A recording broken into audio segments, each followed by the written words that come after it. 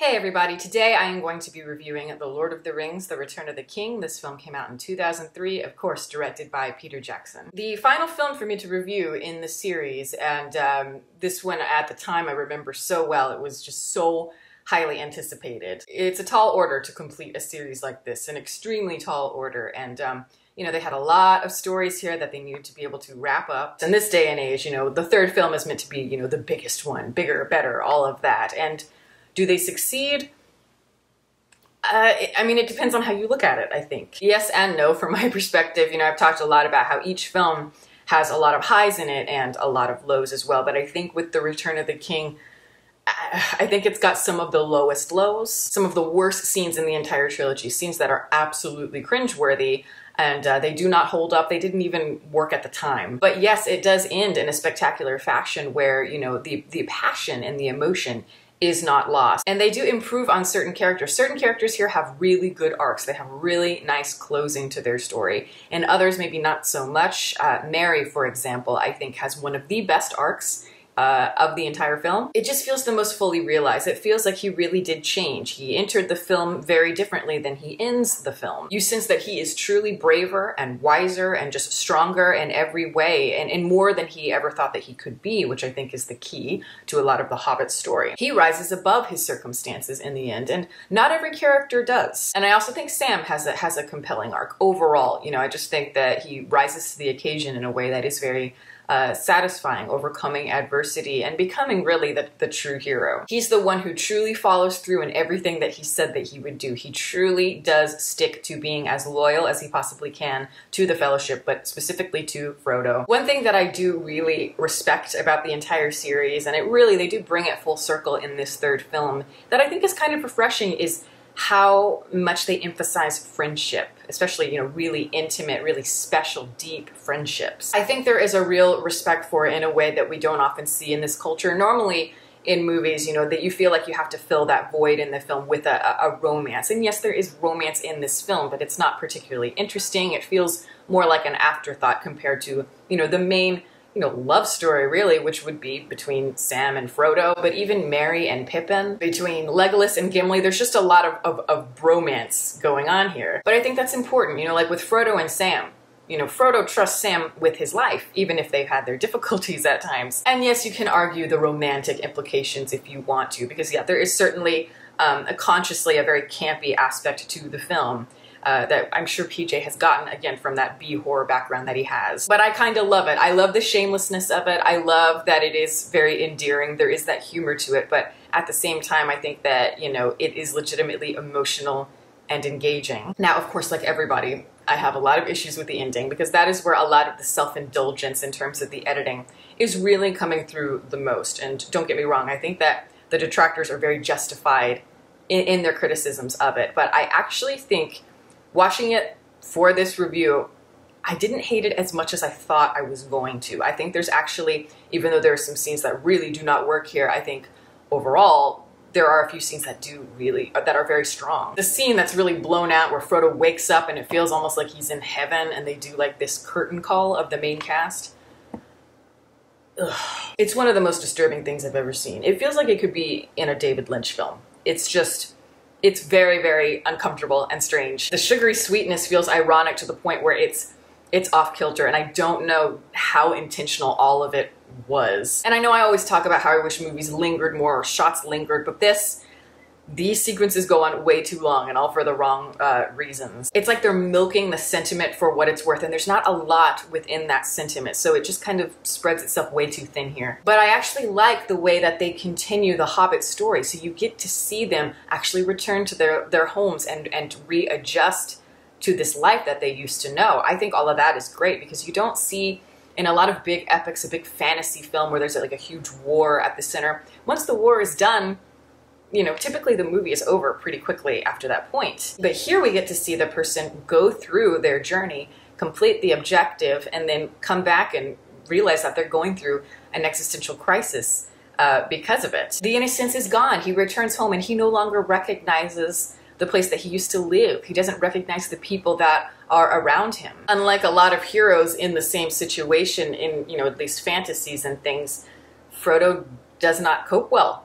He does not feel fulfilled at all. It's like watching a movie about, you know, like if you watch a movie about like an Olympic gold medalist and it's all about them getting to that gold medal and then they win it. It's like this movie actually goes past that point. What happens after you win the gold medal? You feel empty. What next? I've spent my whole life trying to build to this moment and now it's over. Naturally, there's going to be, you know, a period of depression, likely. And with these characters, there's one scene that I really like, and it's where the hobbits are all in that pub, and it's like, you know, a local pub that they used to frequent, and they're just sitting there and they've just been through something absolutely extraordinary, and yet the world goes on. All of these hobbits are just laughing, having a good time. They have no idea what these four main hobbits have gone through in order to save them. They will never understand this bond that they have, but I love that the scene is completely wordless. It's just done through looks. It's very good. One thing that I do really appreciate about the third film is the basic sense of just the weight of risk, the weight of sacrifice. You really do feel it. Yes, it is very melodramatic at times, but I think overall it works. And you know, Tolkien, he fought in World War I, and there is this sense in his writings of embracing fate, embracing mortality, knowing that you likely will not come out of something alive. A lot of his characters have to come to this realization, and I think that the film really does honor that spirit for the most part. You know, choosing to embrace the inevitability of death, knowing that the rewards will be few in the end. And I think that the film does create that very harrowing final push towards that final conclusion. Now, of course, the unevenness of it does pull it back for me. You know, there were characters in the second one that are introduced that I really, really like. I think a lot of people do. And you're excited to see how their stories will be resolved in the third film. But unfortunately, a lot of them get dropped. Either that, or they just don't have the same impact as they did in maybe the second film or the first film. Gollum, as an example, is still very good here, but he doesn't have that same kind of haunting allure that he did in the first, or I should say second film. Second film for Gollum. But then you have characters like Faramir and Éowyn, and I feel like, you know, they're not really resolved in this film. They are in the extended cut, but unfortunately, you know, in the theatrical cut, which is what I think the majority of people have seen, you know, they kind of fade into obscurity. And as I've mentioned throughout this, it's if you really want a lot of those loose ends to be tied and things to be more fully rounded, you gotta watch the extended versions. But, you know, at the same time, I do understand, because, you know, I like Faramir and I like Éowyn. I think they're interesting, but ultimately they're not part of the core story. We really need the fellowship stories to be wrapped up here. And so for that reason, I can sort of forgive it to a degree, but with Saruman, I cannot forgive that. The elimination of his character and the fate of his character, I thought was bullshit. It's a glaring problem for me because he's a huge aspect of the antagonistic forces. He's like the symbol of the antagonistic forces. It's like Sauron is this great being, but like, you know, he's embodied as a person through Saruman. And he is the antithesis, again, of Gandalf. And it just felt very unfair for him not to have an ending. You know, the fact that they just kind of passingly refer to him just in like a sentence, I think is really insulting to that character. It's like, oh yeah, that guy? Yeah, he's dead. Next. And it's like, are you serious? That's Christopher Lee. I think it's totally irresponsible from a writing perspective. And like, yeah, I know that in the book, you know, Saruman and Grima Wormtongue both have their ending, and they take a version of that and they put it in the extended cut. I don't like the way that it's executed, but at least it's an ending. At least it's a conclusion for those two characters. But yeah, when you have something that is just so overstuffed, and especially in the end when you're trying to cram it, you know, like through a tiny little hole to get through, you know, that's ultimately going to be a bit distracting. The battle scenes here, they go on for a long time. Longer, I think, than they need to, but at the same time, I do think that they move better than the Helm's Deep battle. But I think like the Battle of Pelennor Fields, as an example, I think the pacing is better because there's a lot more of those emotional storylines that are all converging at the same time. There's more connective tissue, I think, because the film is drawing to a close. So those stories can come together in a way where the flow isn't broken in the same way that it is the second. There are times I think the CGI is spectacular in this film, and at other times it feels very dated. It feels like video games from the time, 2003, 2004, which I knew even when I was watching it at the time that it wasn't going to hold up well. My favorite battle in the entire film is more of like a skirmish, really, and I think it's just the most effective in the entire film, and it's the most creative. And it's actually the one where Pippin is singing and they cut between Denethor eating like a child, and Faramir and his army charging towards the orcs in Osgiliath. I love how you do not see a single man go down in a way that's even more chilling, that's even more effective, and all the tension comes from the quietness, the eeriness of everything, and, you know, of course, Pippin's haunting singing. And the way they emphasize the sound of those arrows just whoosh, at the very end during the climax, to me, it just feels, I don't know, it feels more emotional. It feels more interesting. Yeah, the contrast between like this gluttonous king having a feast and, you know, these men at war is kind of a cliche, but I don't know, I kind of dig it here. And the lighting of the beacons, I have to mention that. That's always been one of my favorite sequences in the entire film. Just that sweeping score is absolutely stunning. And I think more than anything in this film, it reminds me of that, you know, golden age of Hollywood. Each film has something that's very unique about it, and sometimes very peculiar about it. And overall, I just think that's really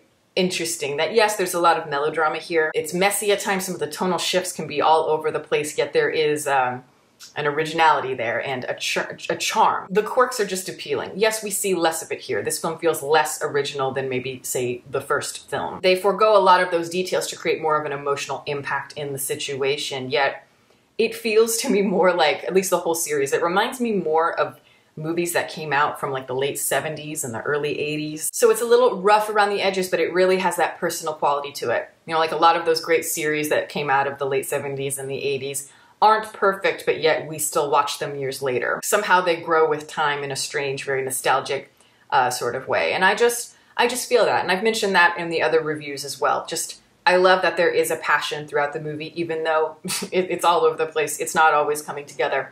I still think it is, at least for my lifetime, one of the most impressive cinematic things to have ever come out of Hollywood. Just is.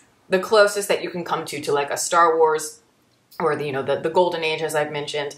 Very much different at the same time, but there are echoes of it where everything just came together, and I don't think that Peter Jackson will ever have that again. And again, I don't think it's luck, but I do think a lot of happy accidents did happen here, and it just came together. So that's really how I feel about the films now, with a little bit of perspective. And, you know, I did enjoy going back and reliving a lot of the moments from my childhood, as well as seeing how much I've grown, not only as a person, but as a critic. I'm sure most people have seen it, but if you haven't, you know, it's a good way to waste a Sunday afternoon, or, you know, during holidays, watch the whole series, and yeah, it's fun. That is my video. Thank you guys so much for watching. I'm gonna go ahead and plug my website. It is deepfocuslens.com. I am an artist and I sell commissioned portraits and prints of my work. If that's something you are interested in, you can always go to the shop, or if you have any questions, I have my email in the description box below. If you want to discuss an idea or collaboration, certainly I'm happy to respond to you. Also, I'd like to give a shout out to my Patreon supporters. You guys are wonderful as always, and I love getting to interact with all of you. And if you are interested in becoming a patron, the link for that is below, as well as all my social media information. You can watch more videos here, and you can subscribe if you'd like. Catch you next time.